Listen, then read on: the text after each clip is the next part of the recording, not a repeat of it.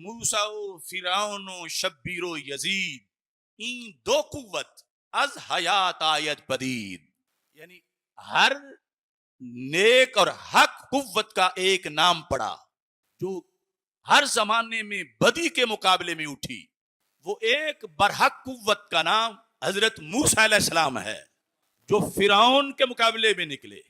اور وہ تاریخ جو بعد میں آئی تو اس میں ہر زمانے کا جو ظالم ہے وہ فرعون کہلایا اور ہر ظالم سے ٹکرانے والا حق موسیٰ کہلایا.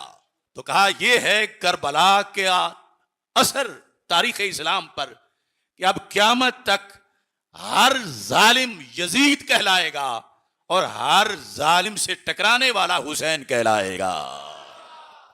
موسیٰ و فرعون و شبیر و یزید این دو قوت از حیات آید پدید. پدید کا معنی ہوتا ہے ظاہر ہونا، کہ زندگی جب تک ہے یہ دو قوتیں ظاہر ہوتی رہیں گی. تو ایک حسین نہیں، جب بھی حق سر چڑھ کے بولے گا تو اندر حسینیت ہوگی.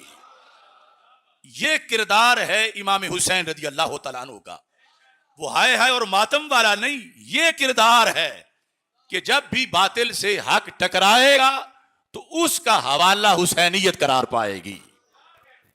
پھر اقبال کہتے ہیں زندہ حق از قوت شبیری است، باطل آخر داغ حسرت میری است. زندہ حق یعنی حق جو زندہ ہے، حق سے مراد دین حق. یہ کیسے زندہ ہے؟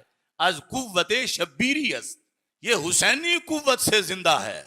اگرچہ آپ شہید ہو گئے اور یزید اس وقت زندہ تھا، لیکن اقبال کہتا ہے باطل آخر داغ حسرت میری است.